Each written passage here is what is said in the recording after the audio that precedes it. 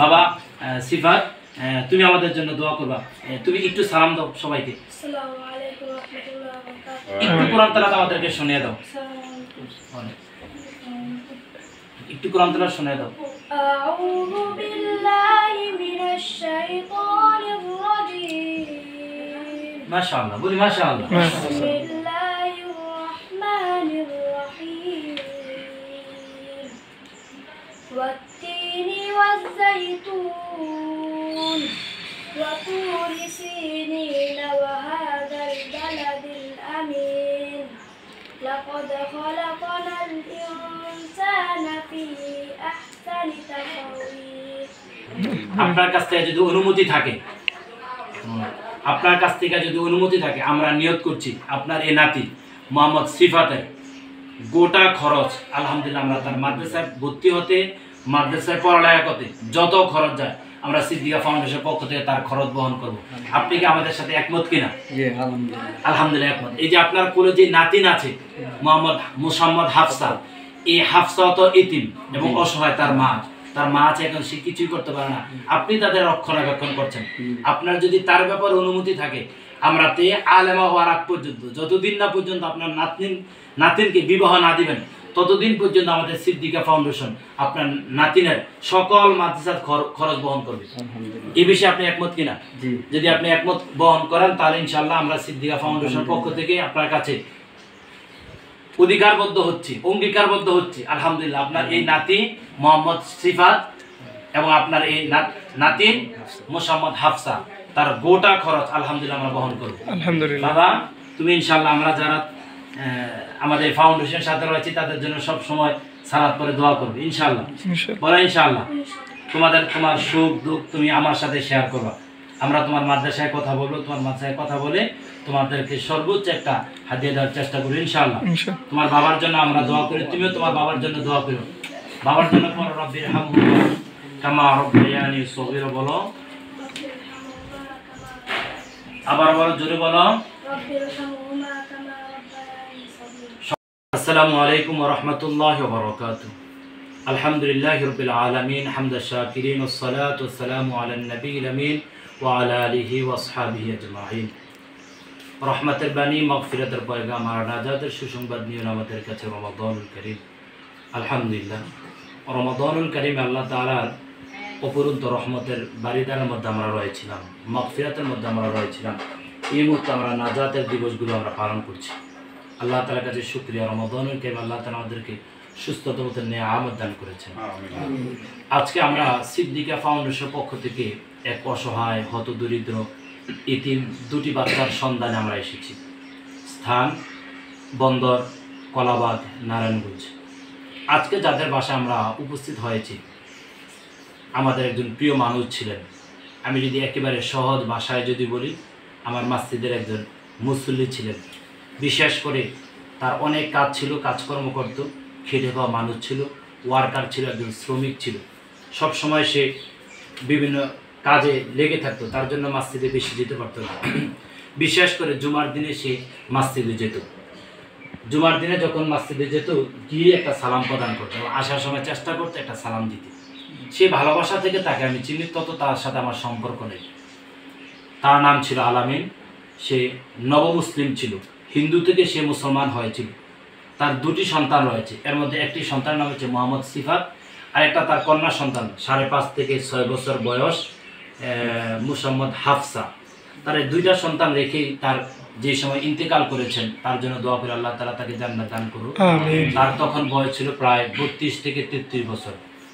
16/12/2023, অর্থাৎ এই যে 2023 সাল চলে গেল, 2023 সালের 16 ডিসেম্বরে সে ইন্তেকাল করেছেন। আমরা সিদ্দিকা ফাউন্ডেশন স্বপ্ন দেখছি, সিদ্দিকা ফাউন্ডেশন আমরা কল্পনা দেখছি। আলহামদুলিল্লাহ, আমাদের মধ্যে যারা অসহায় থাকবে, হত দরিদ্র থাকবে, তারা আমরা তাদের পাশে দাঁড়াবো। আমাদের সাথে রয়েছেন আমাদের একজন প্রিয় মানুষ, আমার পরিচয় চাচা, আমার মুসল্লি চাচারা আলহামদুলিল্লাহ আমাদের সাথে সময় দেবেন এবং এই সিদ্দিকা ফাউন্ডেশনের সাথে অর্থ দিয়ে শ্রম দেবেন। আমাদের আরেকজন ভাই রয়েছেন, ভাই আলহামদুলিল্লাহ দিনের জন্য অক্লান্ত পরিশ্রম করে তাবলীগের সাথী ভাই। আমাদের আরেকজন ভাই রয়েছেন, আমাদের প্রিয় মানুষ জনাব মোহাম্মদ মনির হোসেন ভাই। আমরা যার বাসায় এসেছি আমাদের চাচা, ওনারই জামাত। আপনার কি হয়? আলামিন ভাই। আমার জামাই। আপনার জামাই হন। আপনারা কয়জন নায়নাতকুর রেখে আপনার জামাই ইন্তেকাল করেছেন? দুইজন। বড় নাতির নাম কি? সিফাত। আর নাতনির নাম কি? নাতিনের নাম হাফসা। হাফসা। আমরা আপনার বাসায় এসেছি আপনার নাতিদেরকে একটু দেখার জন্য। আলহামদুলিল্লাহ আমরা আপনার এই নাতির জন্য আজকে কিছু হুড়ো করে আনি নেই। আমরা নিয়ত করছি তার সাথে আজকে প্রথম সাক্ষাৎ। আমরা নিয়ত করছি এই মুহূর্তে তাদেরকে আমরা তাকে ঈদের পোশাক বানিয়ে দিতে পারবো না।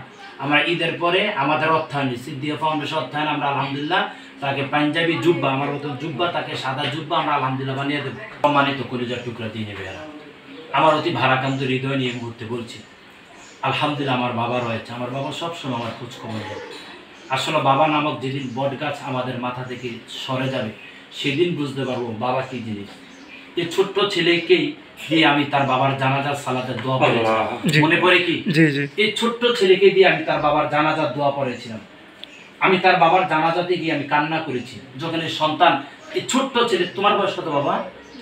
তোমার বয়স তখন তো 11.5 ছিল বা 11 বছর ছিল, এখন তোমার বয়স 12 বছর।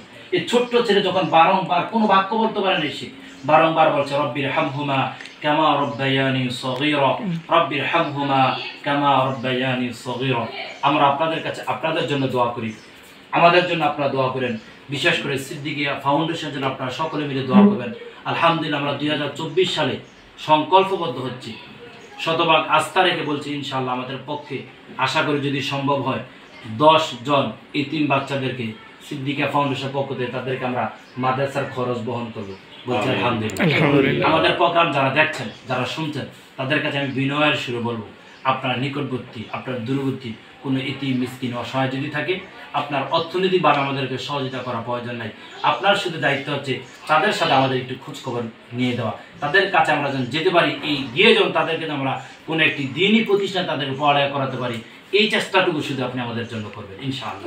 সম্মানিত দিনী ভাইয়েরা, আমরা আর সময়কে দীর্ঘায়িত করছি না। আমার চাচা, আমার মুসলিম, 1 মিনিট চাচা, এই অসহায় ব্যক্তিদের সামনে আপনি একটু কথা বলুন। আলহামদুলিল্লাহ আমাদের চাচা আমাদের সাথে ভালো সংকল্প করেছেন। আরেকটি এই যে হাফসা, একটু তাকাও বাবা, হাফসা তোরা, এই যে হাফসা আমাদের ছোট্ট সোনামণি হাফসা, এই হাফসার ব্যাপারে আমাদের আরেকটু দৃঢ় চিন্তা আছে। আমরা বলেছিলাম এই হাফসাকে যখন আমরা মাদ্রাসায় পড়াবো, যখন আলিমা বানাবো, তার বিবাহের খরচ আমরা বহন করবো। আলহামদুলিল্লাহ এই সিদ্দিকা ফাউন্ডেশন প্রথম নিয়ত করেছে একজন ছোট্টময় বালিকার বিবাহের খরচ বহন করবে যখন সে বড় হবে। আলহামদুলিল্লাহ আমার কাছে এইটাই গর্ব মনে হচ্ছে, যখন তার বর্তমান তার বয়স সম্ভবত 5 থেকে কত চাচা 6 বছর হচ্ছে, যখন তাকে বিবাহের স্বাধীন বয়স হবে, আলহামদুলিল্লাহ আমাদের সিদ্দিকা ফাউন্ডেশন যদি প্রতিষ্ঠিত থাকে, আলহামদুলিল্লাহ আশা করছি শতভাগ থাকবে এবং আমাদের চাচাদের ভালোবাসা আমরা সকল খরচ তার চিন্তা করবেন না। আপনি মনে করবেন আপনার নাতিন মানুষ হইয়া আমরা একটা ইমানদার ছেলের হাতে আপনার ইনশাআল্লাহ আমরা এই ব্যাপারে তার শতভাগ চেষ্টা করব ইনশাআল্লাহ। তার বিবাহের ব্যাপারে আমরা ইনশাআল্লাহ সর্বোচ্চ সহায়তা করব। আমাদের সাথে রয়েছে আমাদের প্রিয় ছাত্র, আমাদের প্রিয় মুসল্লি, আমাদের প্রিয় আলেম মোহাম্মদ আদিব হাসান, নাকি? জি ইনশাআল্লাহ, আল্লাহ তাআলা কবুল করুক। আমরা দোয়া করি আল্লাহ তাআলা আমাদের সিদ্দিকা ফাউন্ডেশনের সাথে সব সময় সংশ্লিষ্ট থেকে যেন কাজ করতে পারে সে তৌফিক দান করুন। আমিন। সিদ্দিকা ফাউন্ডেশনের সকল শুভাকাঙ্ক্ষীদের কাছে দোয়া চাই এবং আপনাদের অর্থায়নে আমরা এই ইতিম মিসকিন অসহায় মানুষদের পাশে আমরা থাকতে পেরেছি, তার জন্য আপনাদের জন্য ভালোবাসা অন্তর থেকে আপনাদের জন্য দোয়া করি। আল্লাহ তাআলা আপনাদের সবাইকে কবুল করুক। বলছি আল্লাহুম্মা আমিন।